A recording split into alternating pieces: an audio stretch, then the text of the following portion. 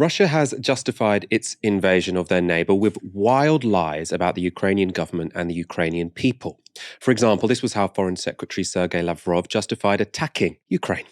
We see no chance of recognizing a government as democratic that uses genocide against their own people. The goal of this operation is there in the open to demilitarize and denazify, because constant torch marches, constant honoring Nazi officials, introducing Nazi habits as part of these so-called volunteer battalions. So the case for war is that Ukrainians are genocidal neo-Nazis. Of course, there are some neo-Nazis fighting in Ukraine, but they're a tiny minority. Ukraine's president is Jewish, and there is no genocide. Thankfully, despite Putin's control of the airwaves in Russia, there seem to be many Russians who aren't buying the lies. Despite the risk of arrest and violence at the hand of Russian police, hundreds have turned out to protest their country's invasion of Ukraine. Нет войне! Нет войне! Нет войне! Нет войне! Нет войне! Нет войне! Впоследствии того, что я пришел на этот митинг.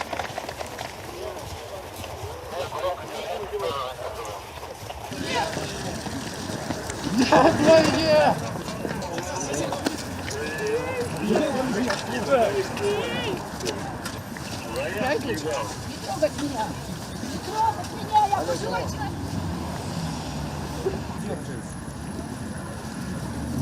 2,000 protesters have been arrested so far, and it's not just those you might expect who are rejecting Putin's war. BBC journalist Grigor Atanesian posted this. Today, I asked a Russian diplomat how he was doing. I don't know how to respond to this question, he texted back. I am disgusted with myself. I am sick with myself. I am ashamed that we all partially let this happen. We all lied. How can there be forgiveness for us? Some particularly surprising figures who have come out against the war. Lisa Peskova is the daughter of Putin's spokesman. She posted no to war on Instagram, though she quickly deleted it afterwards. Sofia Abramovich is the daughter of Roman Abramovich. She posted this. Russia wants a war with Ukraine. She's crossed it out and said, no, Putin wants a war with Ukraine. Then it says the biggest and most successful lie of Kremlin's propaganda is that most Russians stand with Putin. Now, obviously, Roman Abramovich, a Russian oligarch considered very close to Putin. Also against the war is jailed Russian opposition politician Alexei Navalny. He used a court appearance to speak out against Putin's war. Radio Free Europe report Navalny, dressed in a prison uniform, said the war would lead to a huge number of victims, destroyed futures, and the continuation of this line of impoverishment of the citizens of Russia. I am against this war, he said, adding that Russian President Vladimir Putin bears full responsibility for the conflict and calling those who launched the war bandits and thieves. To find out more about resistance in Russia to Putin's war, I spoke to Ilya Matveev, a researcher and lecturer based in St. Petersburg. I started our conversation by asking about the personal risks taken by Russians when they go on these protests. There is a very high risk of being arrested by riot police, by ordinary police, by National Guard, by whatever police force is present. This can result in an administrative arrest of up to 30 days. And potentially for a small percentage of people, this can also result in a prison sentence. For instance, they would frame you for supposedly attacking a policeman. This results in a prison sentence. So in every major protest, several people would be sent to prison. And consequently, the risk is very high. The risk is very high because it could be 30 days in jail. It could be actually 1 year in jail, 2 years in jail, if they decide that you attacked a policeman.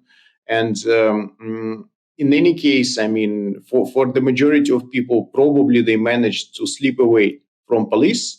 But I would say that maybe 20% of people were detained because overall, 2,000 people all across Russia were arrested for participation in these protests. Right, so it's arrests, and some of them will pay a fine, some of them will, serve several days in prison. Some of them might even receive criminal charges. So the risks are very high, I would say. What are the attitudes of the general public in Russia to this war? And I suppose how would we know what they are?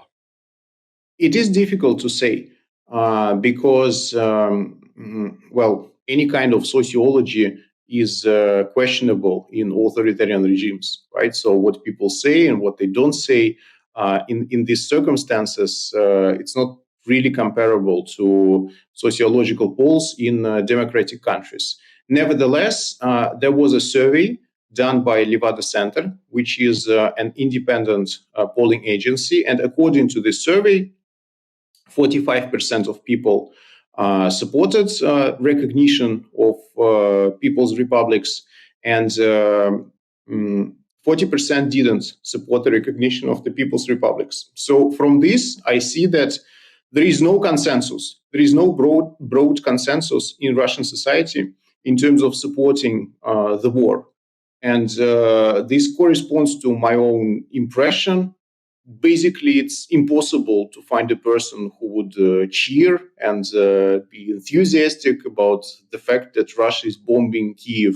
And on the contrary, the amount of people who are demoralized, shocked, devastated, completely opposed to what's going on is, well, among those who I know, among my circle, it's basically 100%. 100% of people completely reject this war. Does that suggest that this decision from Vladimir Putin might have backfired? I know when Russia sort of annexed Crimea, that was a popular move. It seems like this isn't going to have the same effect. Right. So I believe it's different from Crimea. I think that the same trick cannot work two times in exactly the same fashion. Furthermore, annexation of Crimea was not really, it did not look like a war. It was more or less peaceful. And only one or two people died during this whole operation. And this, on the contrary, is a real war, despite the fact that on Russian TV it's called a special operation or something. So everyone understands it for what it is. It is war. Will it seriously destabilize the regime? It's currently hard to say, but I think that at least there is a tension. There is a tension in society, and there is a tension among the elites as well, because I don't see any real enthusiasm, even among the national security establishment, for this war. So from what I saw, the one person who is really, really determined to go to war, it's Vladimir Putin. Everyone else, I don't really see a real determination for a war like that. And what developments do you think could affect Vladimir Putin's mind or get him to change his mind? Do you think sanctions from the West could work? Would he need to sort of come up against more resistance than he was expecting in Ukraine? Or do you imagine there could be some sort of popular movement in Russia which makes him change course or even topples him? So it's hard to say. I think that they did a kind of cost-benefit analysis, and they calculated the potential harm from the toughest sanctions that are possible in the current moment. So I don't think that sanctions can change Putin's mind. Also, I don't really see the possibility for a broad popular movement in Russia that can change his mind, because so to me, a really important case was invasion of Iraq in 2003. And despite the fact that millions of people went to the streets in the United States, they still pursued this invasion. And in fact, 80% of people actually supported it at the time. So street movements cannot really stop a war, unfortunately. Although I think at some point it can seriously, damage the legitimacy of a war. So a really important factor is China, and Chinese government actually expressed rather strong support for Putin's actions. From what I saw, from what they say, their position is that it's a complex situation, but we shouldn't blame only Russia, because NATO was expanded during the last years, and blah blah blah. So China is actually supporting Putin. So I think that if China withdraws its support for the ongoing war, this will be serious, because this will mean true isolation without any serious allies, even sort of situational alliances on the world stage. So China plays an important role here. How do you think this war might affect politics in Russia? There's suggestions that this could be part of a move by Vladimir Putin, essentially to make what is a sort of managed democracy into more of a conventional dictatorship, essentially sort of not letting any elections happen in 2024 or making them even more rigged than they usually are. It's completely unpredictable. I think it's completely unpredictable. And what was called managed democracy was basically lost already, because 2 years ago, Putin changed the constitution, as you remember. And this was a brazen move that shifted political regime into the new territory of a much more open, sort of dictatorial kind. And so Russian regime was already extremely tough. And canceling elections altogether, I'm afraid it's possible. At the current moment, everything is possible, because I think that they can move into full emergency mode. So it's like state of emergency, permanent state of emergency. And during this permanent state of emergency, anything is possible. Any kind of repression, any kind of tightening the screws of any kind is possible in this situation. No one knows. No one can see into Vladimir Putin's mind. But what's your impression of why he has made this incredibly risky decision? Do you think this is a geopolitical thing, that he was bitter about the West? Do you think this is him trying to shore up domestic support? Is it him terrified of a successful democracy on his border? Which of the various hypotheses which have been put forward do you find most persuasive? Everyone in Russia tries to understand what happened and to understand the reasons, because the feeling that is shared by so many people here is bewilderment. Besides being scared, demoralized, shocked, it's actually everyone is bewildered, because how could this happen? And I think that it's not the desire to increase domestic legitimacy, because, like I said, I don't see any real positive effect on legitimacy from this war. So it's not just geopolitical grievances. It's not just confrontation with the West.